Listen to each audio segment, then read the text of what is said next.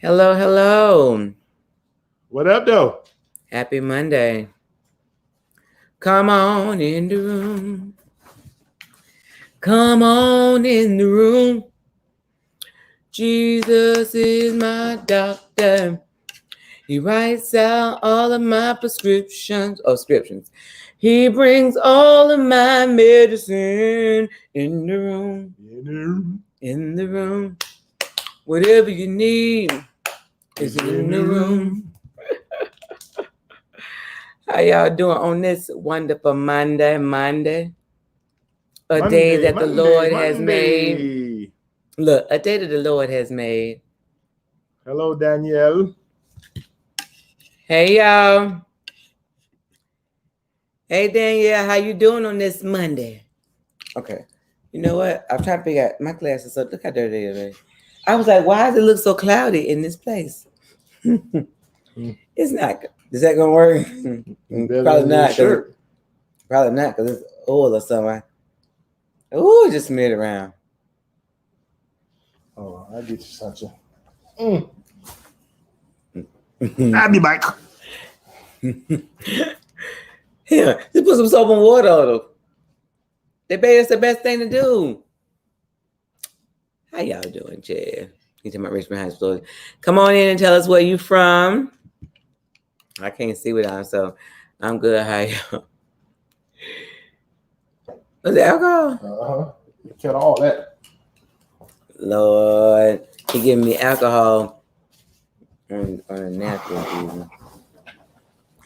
So anyway, got Danielle on. Give people time to come on and invite and share. I just couldn't see nothing. Everything looked cloudy. Look, everything looked cloudy. I just needed to get some more of the oil off. Hush. That more better? Oh, look who from Richmond Heights, Florida. Yeah. Mike. Hey, Kim. Richmond Heights, Florida. Oh, man. I can't do no more Richmond Heights. We in here. I'm finna put y'all on Richmond Heights limit. Haters, man. It's too much Richmond Heights I can't deal with. Not too many. Too much. Too much greatness. Hey, Mildred. Hey. Hey, Jackie. How are you? The Ridge in the house. Oh, Lord. Richmond Heights and Oak Ridge together? Yes, sir. That is not a good thing. Okay. So, anyway, what we got going on? You don't know. I just put a script shot. Right. So, anyway, let me go. I have to change this. So, tonight we're having a wonderful topic. I want everybody to take a moment to share this to your page. So, when we get started, we get going, we can just roll with it. We love to hear your thoughts. If at any time you want to join us and jump on the show, I will send you the link. Actually, I will post the link. Jackie say, I'm well, and you all listen, trying to survive out here in these COVID streets. How you doing? I pray for them teachers all the time. Cause baby, look at him.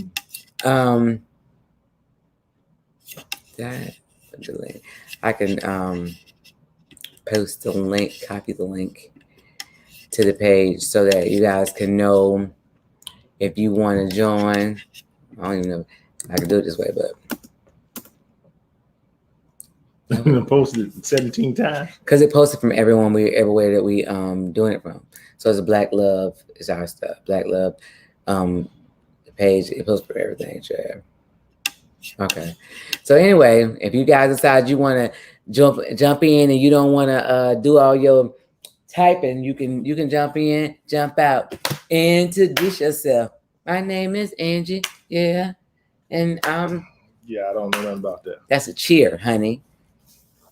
Oh, you sweating? Yeah, hot.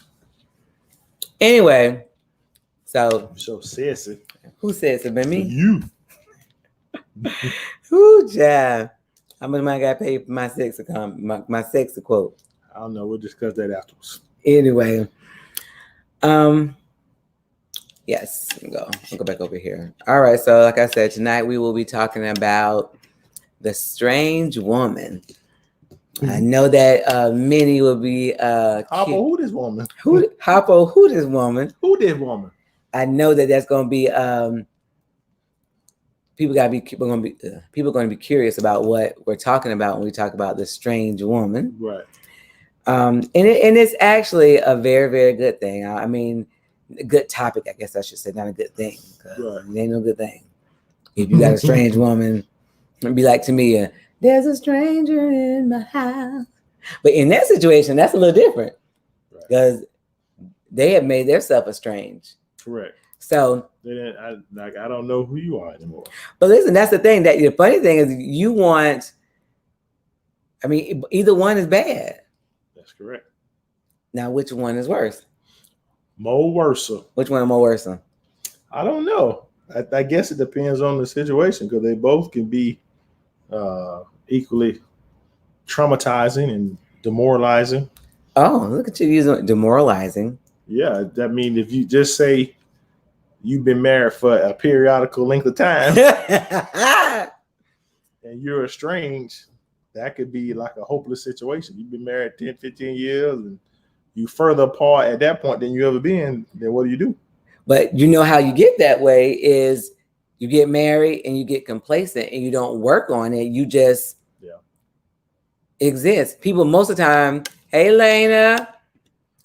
Most of the time, people think that when I get married, that's it. I've achieved the goal. Right. But what you don't understand is that's when you have a wedding, all that stuff, or however you do it, that's fine. But when you get married, that's only the beginning. That is the beginning. And baby, it is not an easy road, baby. You are constantly rowing the boat. Right. If you don't row, the beginning of a thing is better than the ending of a thing. You know what? That's in the book. That's it. What 2 or 3? Yeah. It's established. But yeah. So anyway. That's in the book. I can't deal with you today. Instead of put that in the book on there, just silly. So anyway, how we came about what the topic of a strange woman was, Cedric and I frequently have random conversations. And it may start with one thing. We talk about a bunch of different things. Right.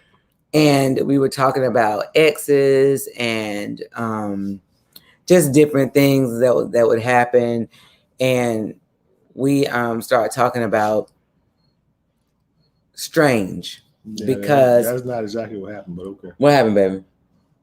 You got mad about something that happened 20 years ago.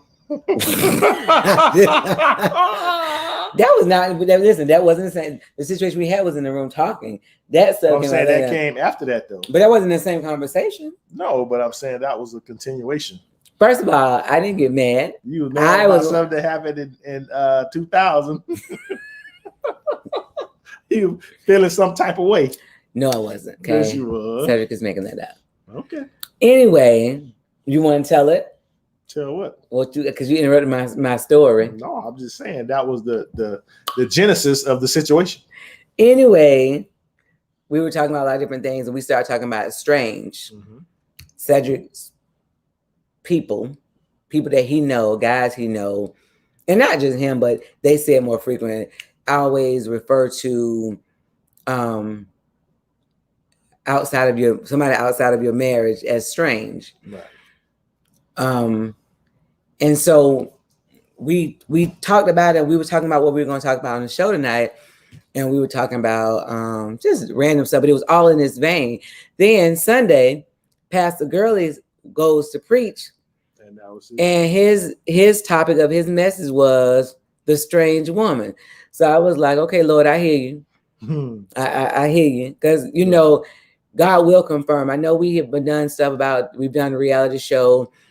Put a ring on it, things of that nature. Right. But, you know, the important part is we want people to learn that troubles come, and everybody have different kind of troubles. People have trouble where their spouse is sleeping with the same sex.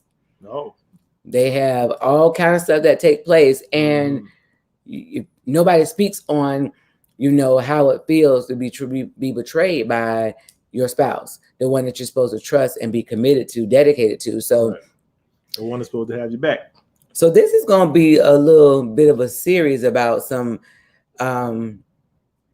outside women, men, exes. This in particular one is not, but next week. Y'all going to be called strange? Or you, No, no, I'm just saying, but this is going to be kind of a continuation from what we're talking about. So, okay. Why do you think? I'm gonna say men first because men tend to want outside booty, strange booty. Why you putting the emphasis on booty? That's what they want, booty. Booty, really? Why? You say why? Why? First of all, someone asked the question. I don't want no outside nothing. That's first of all. First of all, that's right. That's a good answer. So don't put your church members in there. Don't put your church members in. That's number one. Don't be lumping me nowhere. I get you, babe. Don't lump you know. I'm singular like Uno. Get your life. Don't put me in no groups. Look, wow, what? Yeah, you know them men be wanting some booty. Yeah, don't put me in that there. Booty walk by. Number one. They trying to go get somebody else's number. So okay, so why do other men? Yeah, there you go. People that you may have talked to, that may have shared, why do they want other booty? Well, again, it's not black and white. I think it's a number of different reasons. It could be something that's missing at home. It could be companionship. They could feel like their spouse doesn't respect them, doesn't listen to them. I mean, it's a number of reasons why someone would go elsewhere. And I would say most times people are not planning on having an affair. It kind of just evolves into that, in my opinion. Now, you do have some people that's all they're trying to do, but I don't think that's everybody, the masses, right? Okay. So they call it strange. Right. But it's funny that they call it strange, and I'm sure, and you brought to my attention that right. I'm sure they don't even know where that come from. Right. And so I'm gonna put it on the screen. Oh, you got it already? Look at you. I'm trying to be somebody. You preppered and everything like that. So you want to read it, baby? Proverbs 5:3-6 says, "For the lips of a strange woman drop as an honeycomb, and her mouth is smoother than oil. 4 says, but her end is bitter as wormwood. Hold on. As a two-edged sword, her feet go down." You changed it. I'm sorry. Her feet go down to death. 6 said, "Lest thou shouldest ponder the path of life. Her ways are movable, that thou canst not know them." All right, so we got a comment over here. So Corey says, all of what he said, not saying it's right to look for some booty, but I agree. Yeah, I mean, what happens is, like, especially if it's someone that you work with, you spend a lot of time at work as opposed to at home. Right. And so if you're having problems at home and you find someone there that is listening sincerely and seems to be sincerely having your best interest at heart, and you talking and you know, working through some things better than you can at home, and things just progress from there. Right. And you start catching feelings like, oh, she really listened to me. She respects me. She want to hear what I got to say. She complimented me on my shirt and this and that. I got a haircut. She likes it, you know, that kind of stuff. So I find it funny to say, "For the lips of a strange woman drop as in honeycomb." Now the honeycomb is really, really, really, really sweet. Really good. Basically, though, but it's hard to get to. Is it? Yeah, the honeycomb is protected by the bees. Oh, if you go get the honeycomb, they're gonna sting you up. Oh, it said her mouth is smoother than oil. But here's the catch. What's the catch? It is the fuzzy temptress. Did you say fuzzy temptress? It is the fuzzy temptress. What happens is, well, the side always have the best. Yeah. What was the side? Like side chick. You know, okay, so right. Why is it? Well, I think the reason why the man thinks the side piece is grandiose in that moment, because, like you said, they usually feel some void that's missing at home. Right. But they don't have everything else that comes with that. Right. But well, not only that, a lot of times when it's something you're not supposed to be doing, it's exciting. Right. It's like, especially been married a long time, it's kind of normal and boring, not spontaneous. And this is new and exciting. So it makes it even that much more better or whatever. You know what I mean? Because you don't supposed to be doing it. So you're like, ooh, this is. But okay, so it says a woman who complains and nags all the time is the quickest way for a man to look elsewhere. Right. They make themselves available. And okay, so not just so there's a couple things. Right. You shouldn't do it regardless. Right. But what happens, and it's not just women. Now I want y'all to understand that this whole strange woman is not just necessarily a woman. It's saying Right. something else, something that does not belong in your union, your marriage. Right. But okay, so I come home, I got the kids, I got this baby, I got a baby, I got to cook, I got this, I got that. He just got a new haircut. I ain't got time to, I'm just kind of going to automatic mode. I didn't take time to look and see that he got a new haircut and he did this, he did that. Right. And then, like he said, when you go to work, somebody's like, man, Saturday haircut look nice on you. Oh, you did something different, or you shaved it. Like it's the little things that start to be like, man. And the more they do the little stuff, right, the worse everything that you don't do seems to be magnified. Correct. Which is human nature. Humans normally look at the negative things and they stand out more than the positive things. Correct. Because I forget what the adage is, take like, what was it, 10 positive things to wipe out one negative, or 12 positives or something like that. So now the part that says, but her end is bitter as a wormwood. Basically, it's telling you it ain't gonna finish how it started. Right. It's not gonna end well for you. Her feet go down to death. So, but why is it that they, in those moments when your marriage is not good, why not talk to your spouse? Because that takes too much effort. Then I got to be the bigger person. And not only that, if I'm upset with you, what incentive do I have to work on the relationship? I don't like you right now. Right. You know what I mean? Right. So that takes like a concerted effort. Right. So that's why I'm going to talk to that heifer. I can't stand him. The chick at work telling me how smooth I look, and she liked my haircut, and my wife ain't looked at me and told me nothing. They ain't gave me none of that fuzzy temptress in a couple months. She ain't gave you that fuzzy temptress. Right. I don't know what it looked like. Okay, so now I'm out here. But everybody does. Okay, so everybody has a place in their marriage where things are booting, to say the least. Just not the best. So what happens in that time when everything is not the best? Like, what do you do in those moments? Well, I would say that's the time when you have to definitely tap into your grown-up side, your mature adult side. But that's not, being selfish is a normal makeup of humans. Correct.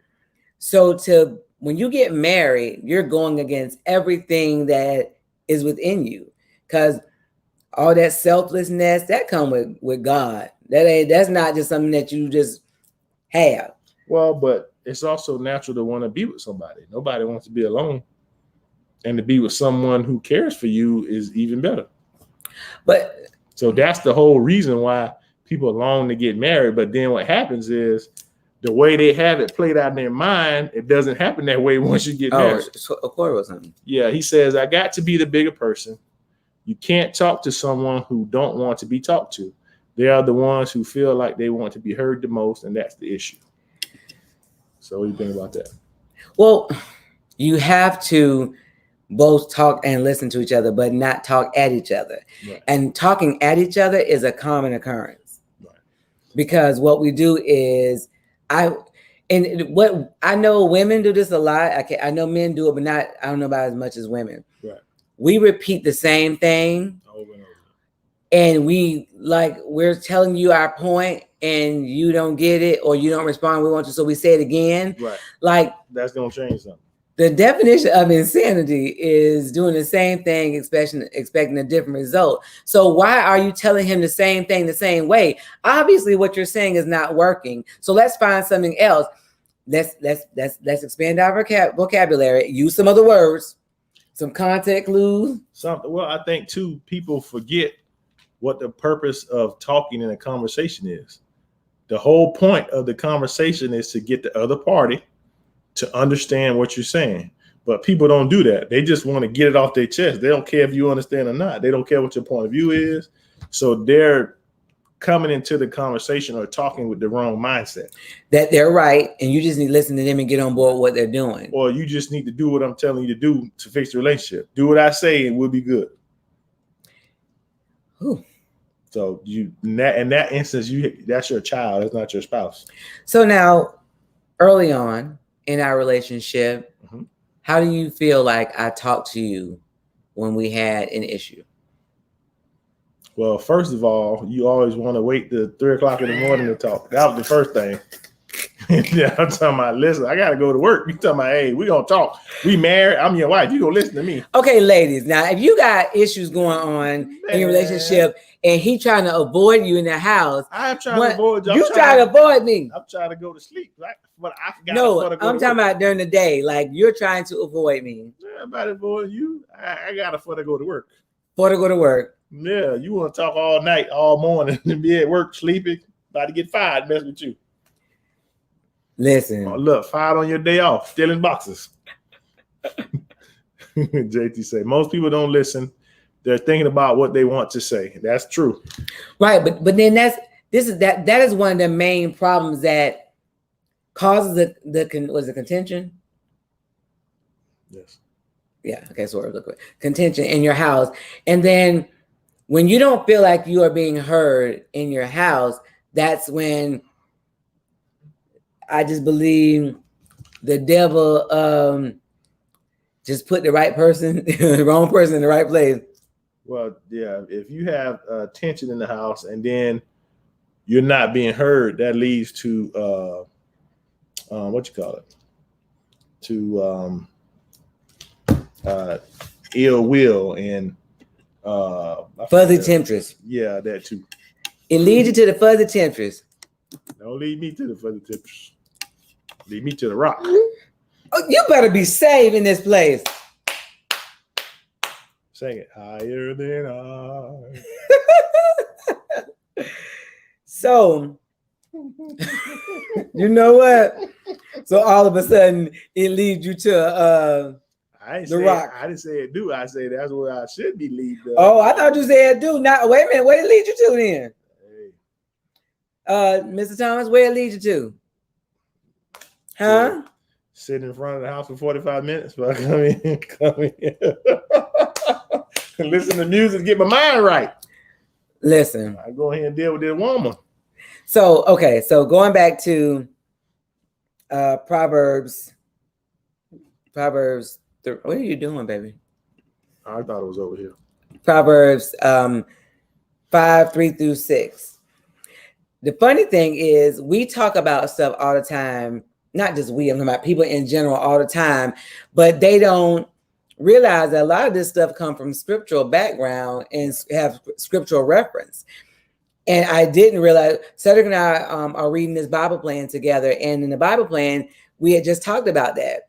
And so it was really odd.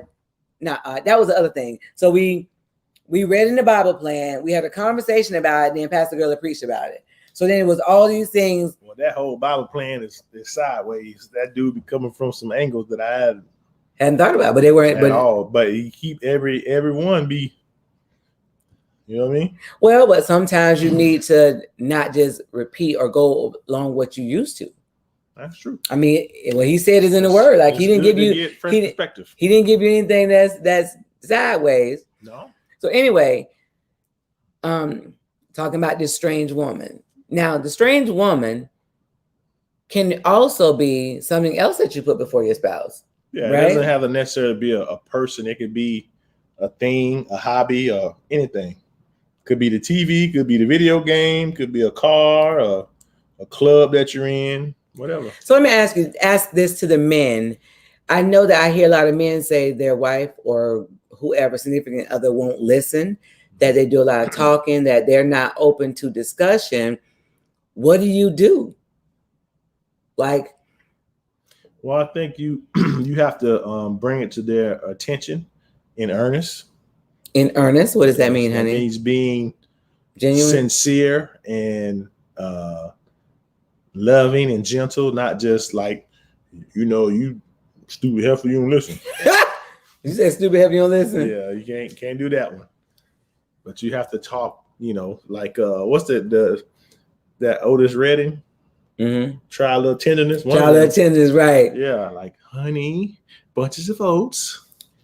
Who talk like that? I don't know, but I'm just saying you could try it. Not like you.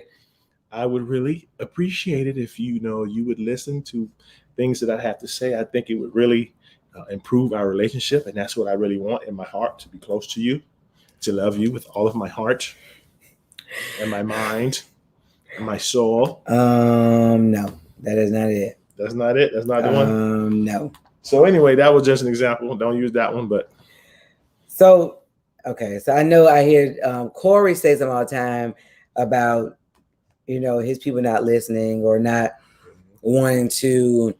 Well, but sometimes too that you have to talk to the person to figure out where they are, because people are in different places in their life and things have happened to them. So she may be in a situation where she felt like she wasn't heard growing up, and now she want to just get her point across. Right. So maybe you can come at it from that perspective. Be like, I want to listen to you. I want to hear what you have to say, and go from there. All right. Let me see. I did. 6 because I want to say. 5 says that where's 5? It's 5 on here. It says her feet go down to death. Mm-hmm.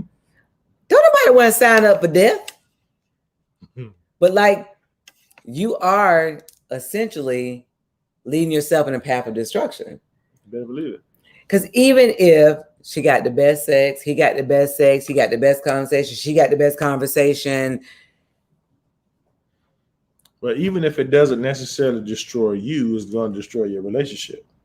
Right. But it will destroy you in the sense that, first of all, it is mentally tiring and challenging to watch your phone and watch it, like. Right. I watched it. To be lying and all that stuff. Mm-hmm. You know how much energy that takes to remember what you said and how you. I ain't got time. But people do it. JT says sometimes I need to recruit a third party, and and that's fine. If you have somebody or someone's that you can talk to, and I don't mean someone like a bunch of people. I was talking about maybe like a couple or somebody that you trust that you can talk to that can, because sometimes people. What I just did. Sometimes people don't hear it when it comes from you. Or how you're saying it does not relate to them. So then it takes somebody else to tell you something. You like, oh, and you be looking like, you old dumb. I've been telling you that the whole time. But listen, it's the same way with the kids. You tell the kids the same thing, and then one of their friends said, and they come tell you like, or a teacher. Right. You be my teacher said, like, boy, I've been telling you that for 5 years. Get out my face. That food. So, first of all, it is better to work on your relationship than it is to go over to the fuzzy temptress / strange woman, the one that say her drops as in honeycomb. That right there is good for the moment. Well, and I would say this too, even if you decided like this relationship you're in is not what you want, that's fine, but end it, let that person go. Right. And then go on from there. That's the better way to do it. Like most people don't want to do that though, because they feel like they have time invested or they want to have their cake and eat it too. So, well, I think in the beginning you're fulfilling a urge or a void or something, like whether you might even have, some people don't even have a void. Some people the person just talk good, look good. They want to see and you think that maybe at another time you and him, you and her would have been together, and you play too close to the line.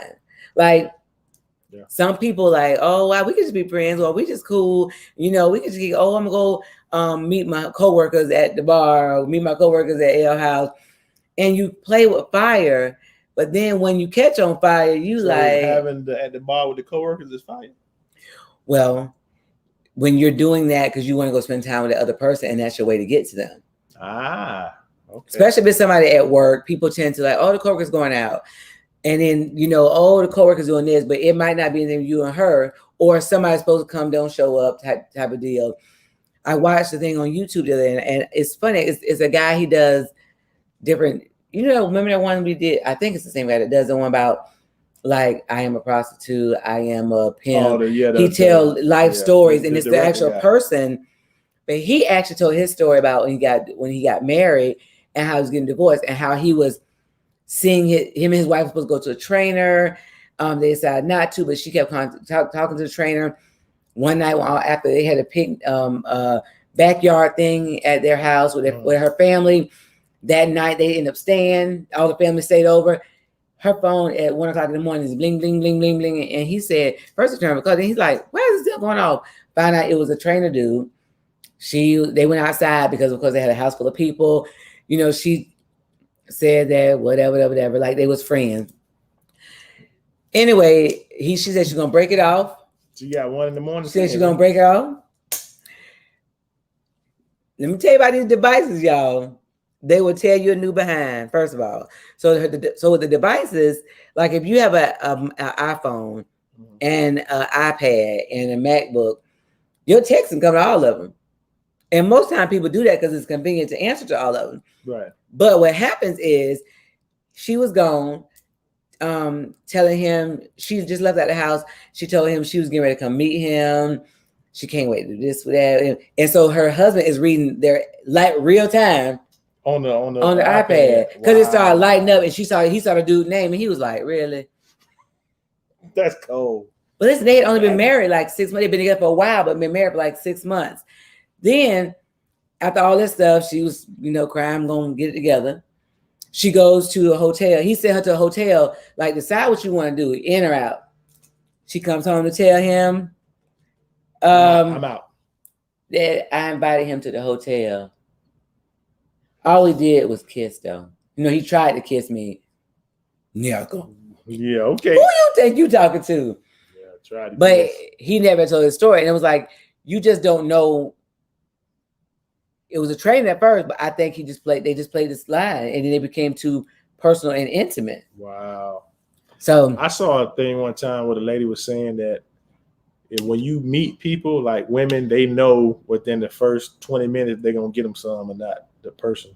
Well, you mean gonna have sex with them? Yeah. Wow. I thought that was interesting. What do you think about that? Like if you at work and you see somebody like, yeah, I'm gonna give them some of this thing. But I don't think I've heard something similar. I don't think it's in that light, like just somebody random. Like no, I'm saying like somebody you work with that like or something like that. I don't think it's work with. I think it's people like if you are in the club or an event, people be like, you be chatting with somebody, you be like, I give him some. That the kind of mindset. That's the stuff I've heard women say. So it's usually in another set. I've never heard anybody work like, oh, I'm gonna give him some. Like that's just not something.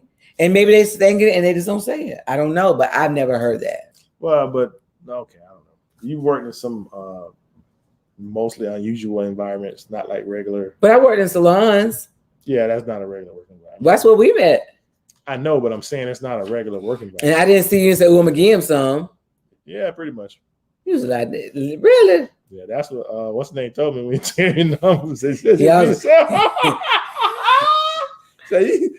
you can get it. I said, really? No, I go to church. I don't do that. You go to church? Yeah, I go to church. I don't do that. Yeah. Anyway. I made me a church girl. Wholesome.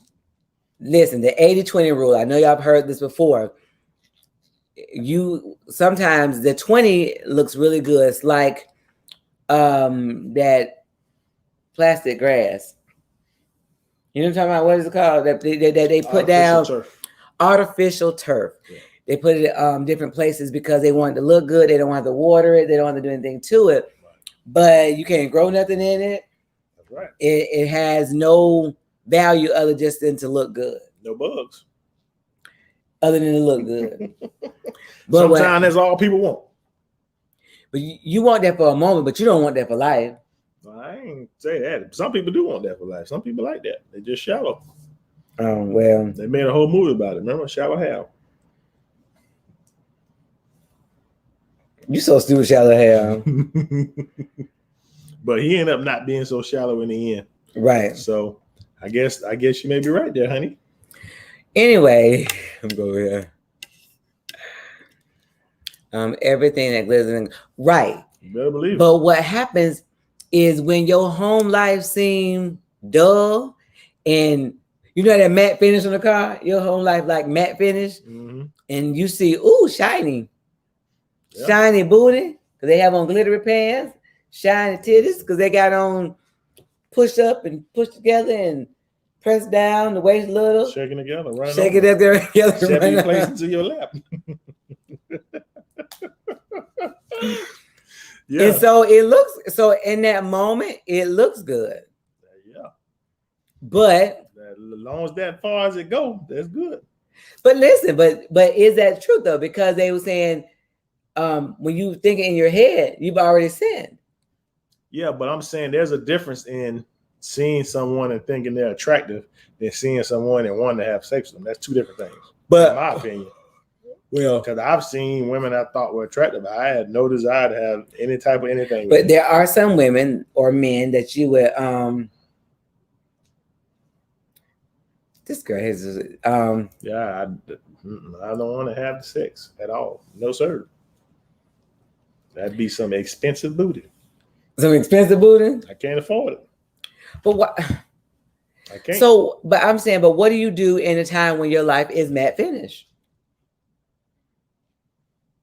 You know, I don't know. I've done different things.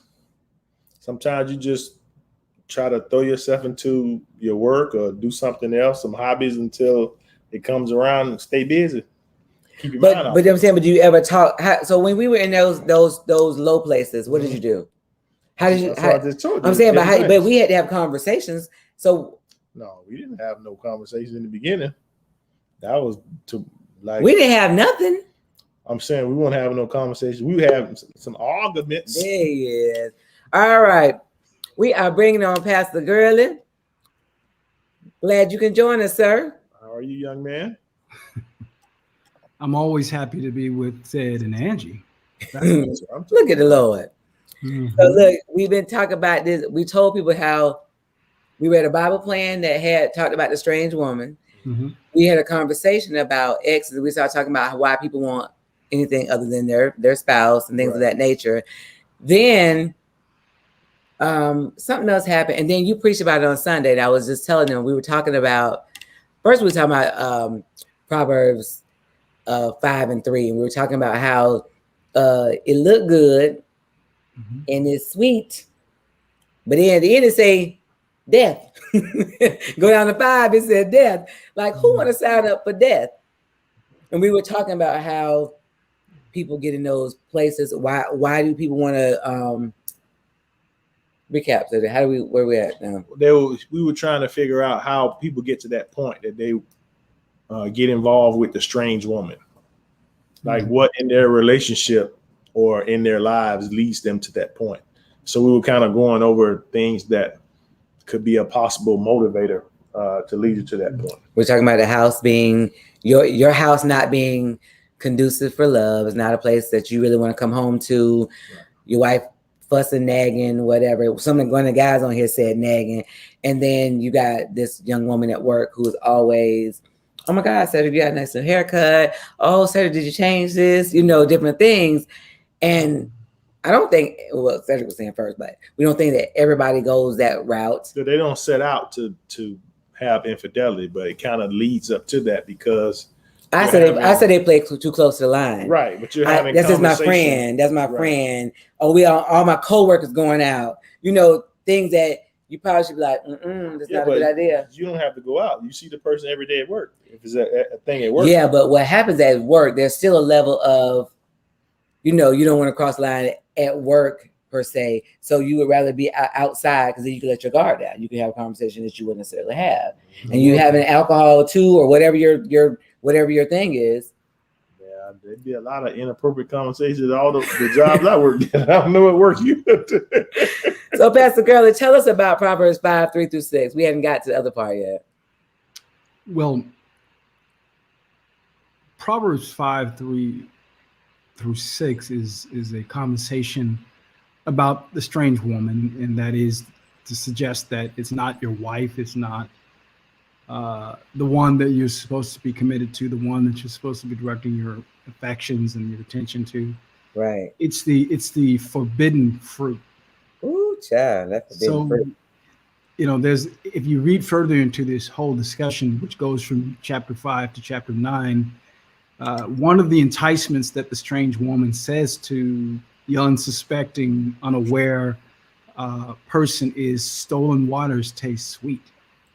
Well, listen, Cedric said that when it's something you're not supposed to have, Right. It seems to be better when you're sneaking.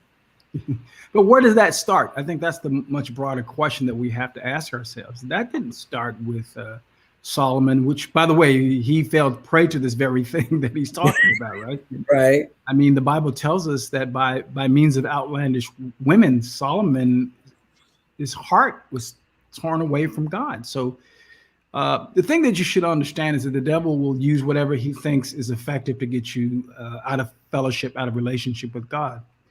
Now, but this behavior or this approach, I would say, toward human beings started in the garden. Mm-hmm. We look at what was there. They had everything that they needed. They had life. They had fellowship. They had intimacy with them, between each other. They had intimacy with God. They actually, if we read the text, we can pass over the fact that they actually had access to the tree of life. Yeah. But they looked past the tree of life because the enemy misdirected their attention, right, to something. The one thing that God said is certainly going to cause you a problem. And we are the sons and the daughters of Adam and Eve. Don't do it. And so there's something in us that is always drawn to the forbidden, the one thing that God says don't do. The other part of that, the takeaway that applies here to this passage of scriptures, is that when Satan comes, he never comes like the boogeyman, right? He doesn't come looking like Bigfoot or the devil that you see with the red eyes and the horns, because who's going to be attracted to that?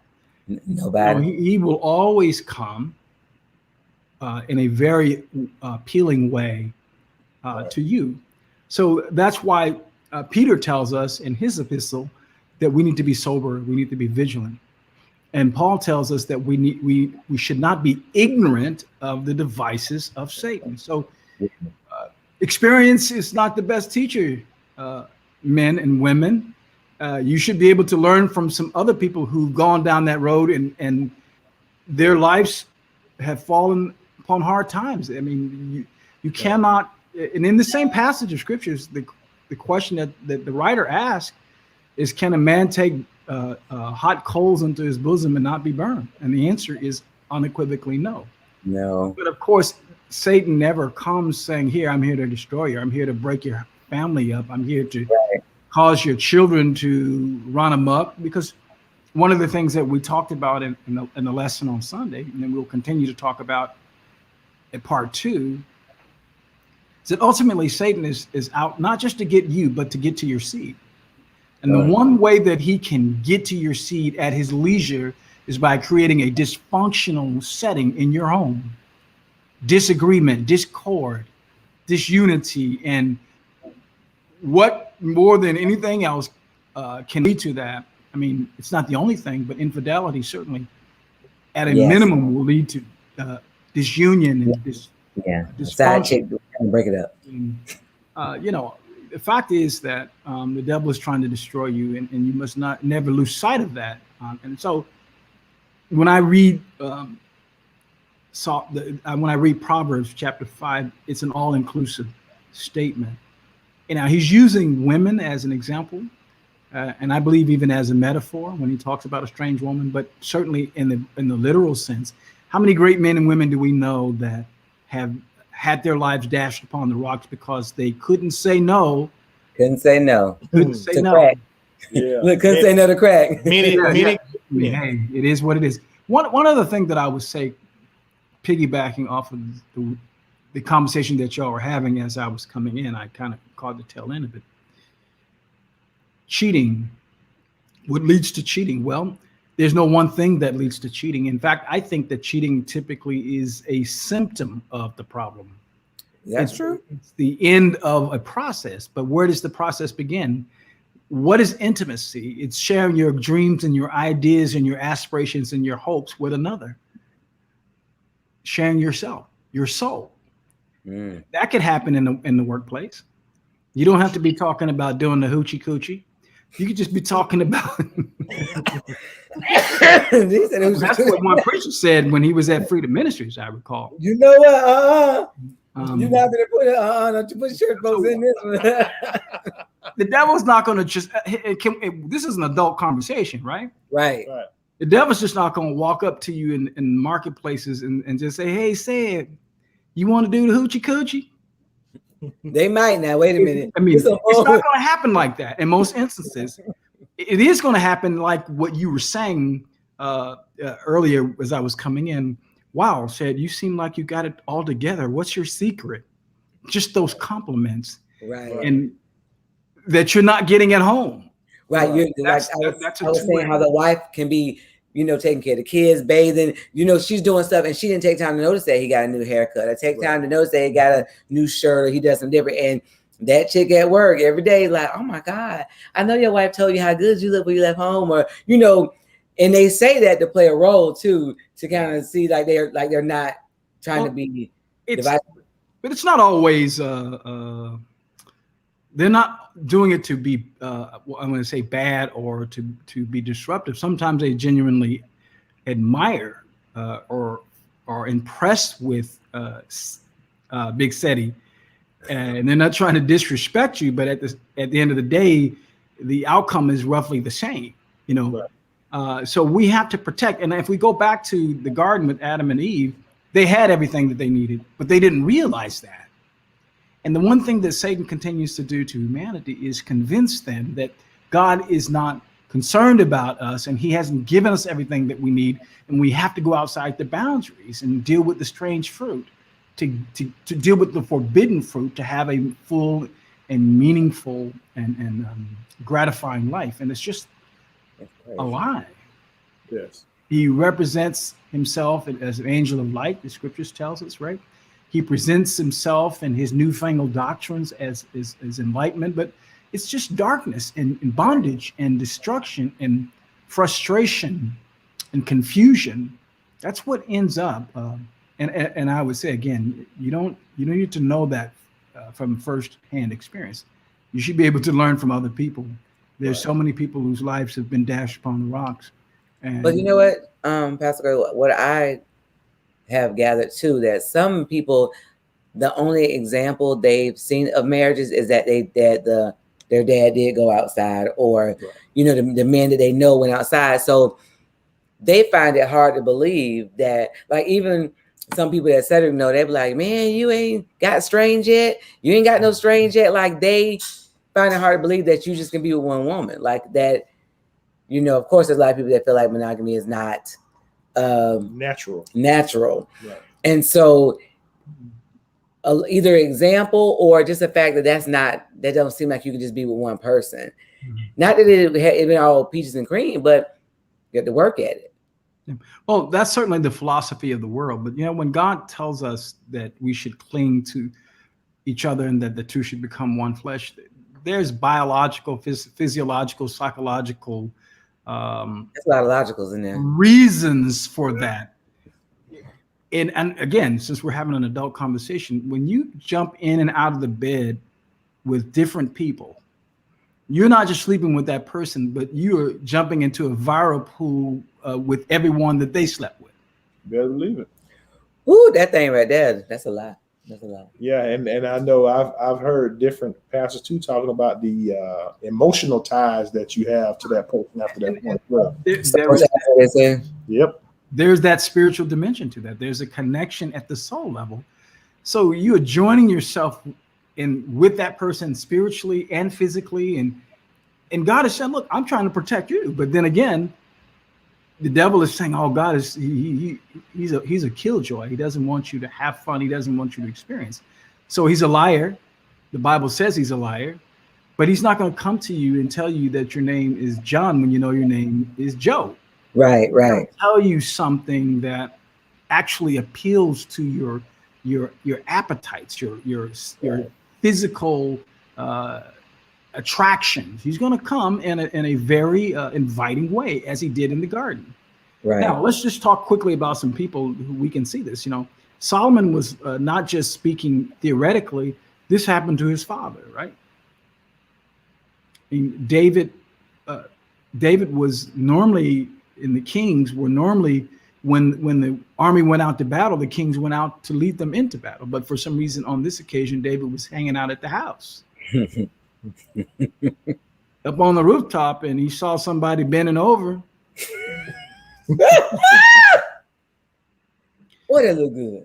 And that's really a lesson for us. We can never be too saved, right, to the point that we can't fall into sin. The number one thing to do, the number one plan for being, what's the word I want to say, faithful and persistent and consistent in your relationship is prevention.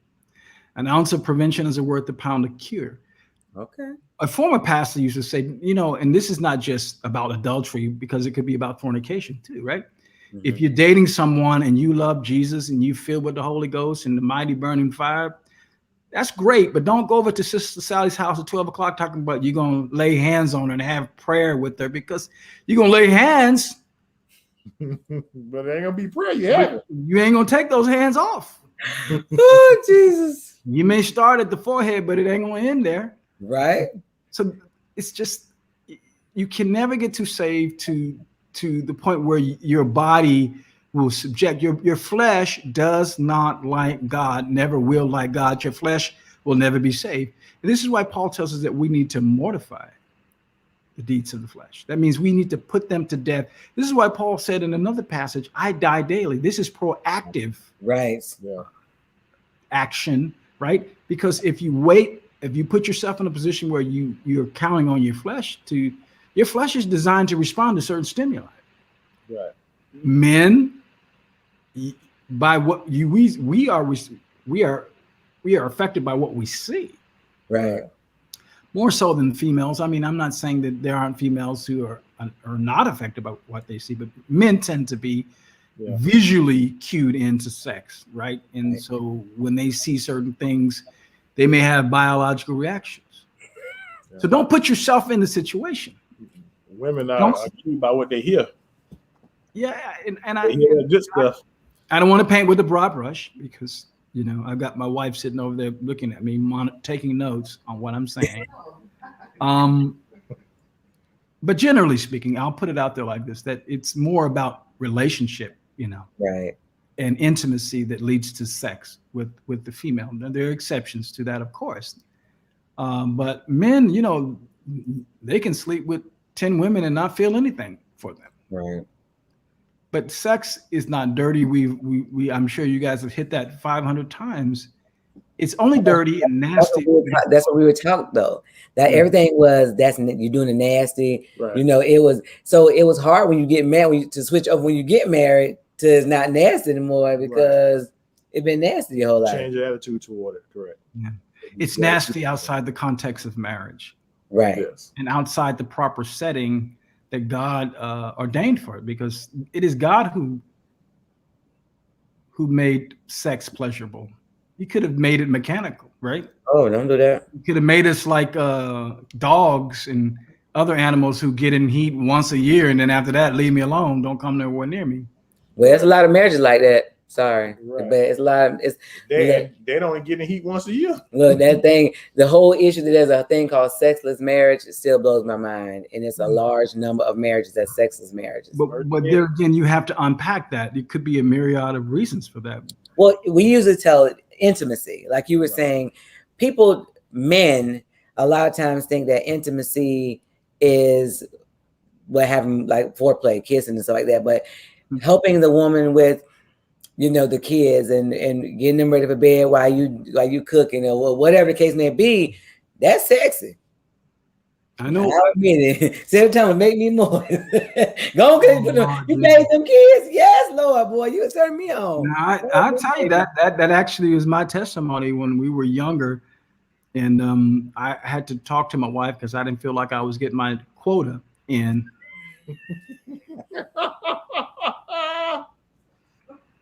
I came with my Bible and scriptures. Defraud not. Bible. Ooh, how did that turn out for you? Yeah, your body is not your own. I know. I got scriptures. How did that turn out? Scriptures at me all time. All you want. I'm tired. I be tired. I'm like, so okay. Here's the deal. I'm gonna load the dishwasher, and I'm gonna bathe the kids. And all you do is just go in there and warm up the engine. Look, she got that hot pocket out the microwave. There you go. Yeah, so we literally had that arrangement, and it worked out.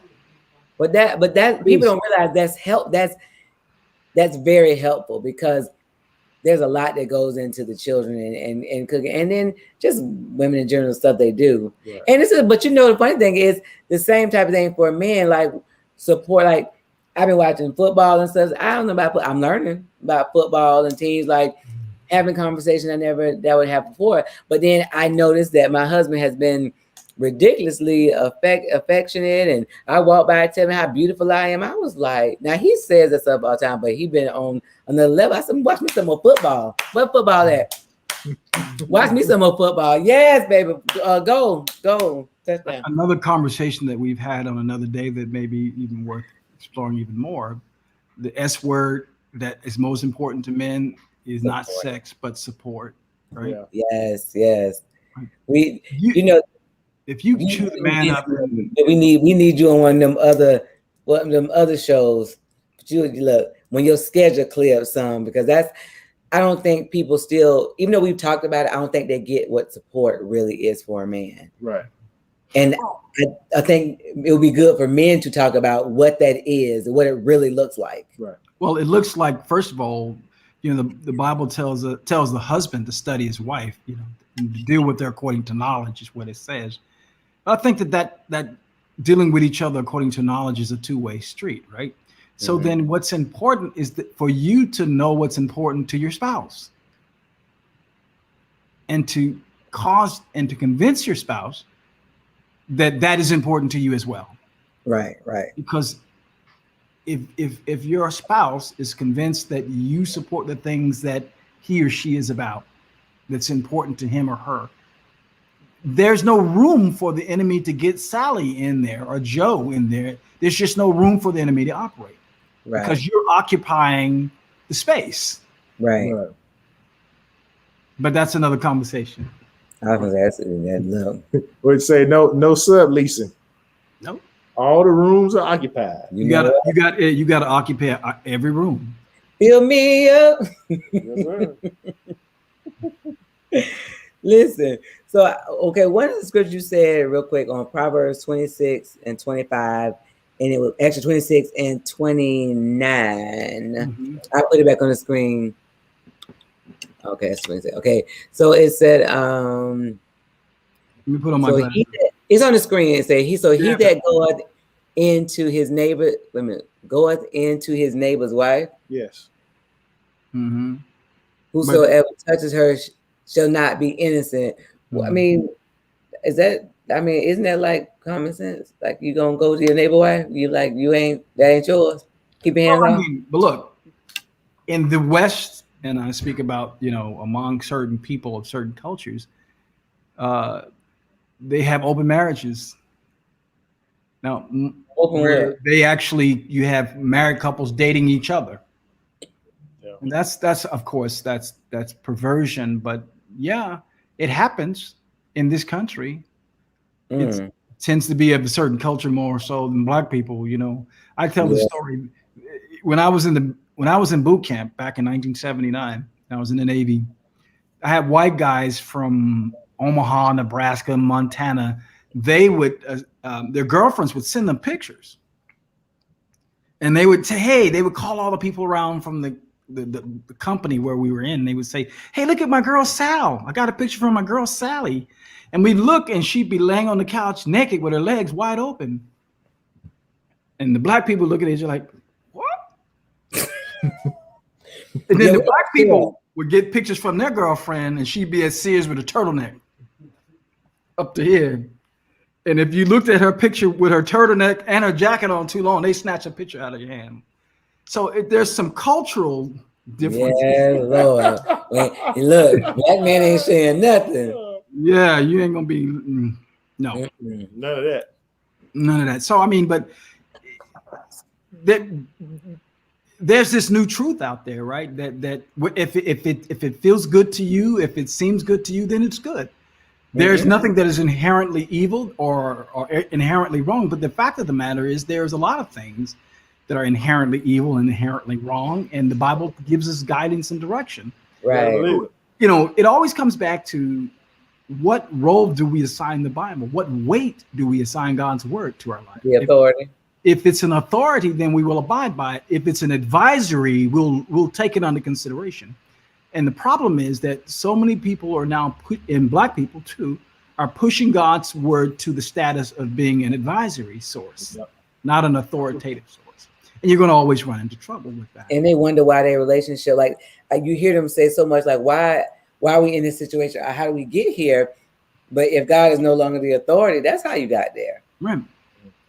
But it's so attractive along the way. It just seems like you're freeing yourself. And the exact opposite is happening. If you go back to the first verse that you read in Proverbs chapter 5, you bite into the thing and it's sweet like honey, but when you get to the core of it, it's bitter and it's poison and it leads to death. That is the classic bait and switch. That is what the devil is all about. That leads to death. I said, who wants to end in death? I don't want death. But see that you missing the point. Like Pastor Gurley said, it won't be presented you in that way. It always be something attractive. That's why so many of us are going away from it, because everything that you see in the media is people doing all these crazy outlandish things and they're wildly successful. So you don't need God to be successful. You can just be wild and outlandish and you get all this money, you get all this fame.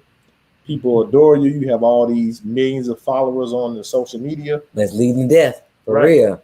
But people are short-sighted. They want instant gratification. Oh yeah, it'll be pleasurable for a season, but the end of the matter is death and hell. That's what the scriptures tell us time and again. Right. Yeah, everything that feels good is not good. Right. And everything that feels uncomfortable is not evil. That's the other side of that coin. You know, some things, some unpleasant things, having conversations with your spouse about what's happening or not happening in your marriage may be uncomfortable. It may be unpleasant, but it's good to get it out into the open. The thoughts that you're having about what she is not doing and what she should be doing or what he's not doing, you want those out of your head and in the room being discussed, because the devil operates in darkness and secrecy. Yeah. And when you put it out there, he has no room to operate. Right. So what's your takeaway for what you want to leave the people with? We're going to let Pastor Gurley wrap it up, give us he just gave us a lot right then. But what would you want to tell the people that are listening about this strange woman? Run. Listen, we don't say it plenty in this hour. I think that the one thing that should be said is it just kind of came out. I wasn't planning to leave a takeaway behind, but occupy the space. Occupy the space. I got to write that down. That's a good one. You know, and there's just no room for anyone else to get in, and no gaps, leave no daylight between you and your spouse. And again, that requires that you study your spouse.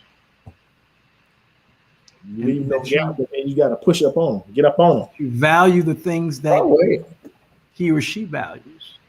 Well, you know that requires you to be present. And I want to say one thing, though. It doesn't necessarily mean that you have to be a rabid football fan if he or she is a football fan. No, I was just saying because the things that Cedric likes, we have always just watched TVs in separate rooms because he watched something different than I watch. But then I realized that, there's some time that I need to that he wants me around, and that's what he wanted to watch. So he shouldn't have to not do so. Me wanting to spend time with him, and that's what he wants. I ain't watching that all day, but I watch hours or whatever, and I see the difference it makes. I mean, I'm learning more about it. I actually turn some of it on, whatever with him. So it brings us closer. I'm occupying the space. So anybody else that comes, well, we don't have no double occupancy.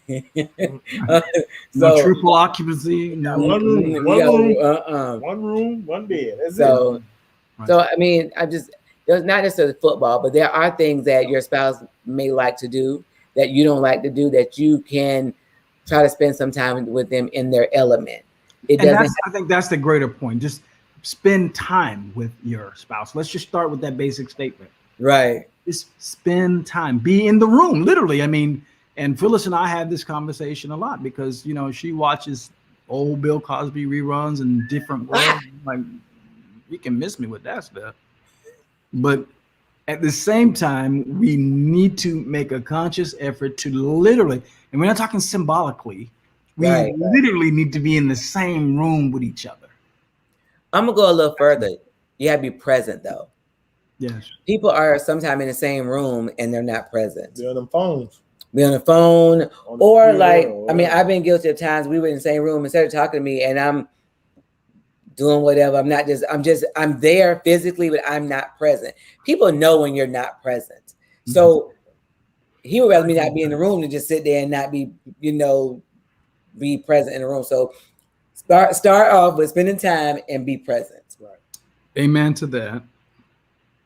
I'm gonna let you go be present with your wife. We appreciate your wonderful time. Yes, thank you. I know it was just a confirmation about what we need to talk about after you said it on Sunday. Me and Sergio looked at each other like, oh my Lord. And we look forward to part 2 this Sunday. And if you guys are out here in these streets, Freedom Ministries are 12 o'clock on Facebook, YouTube. It's Freedom FMC.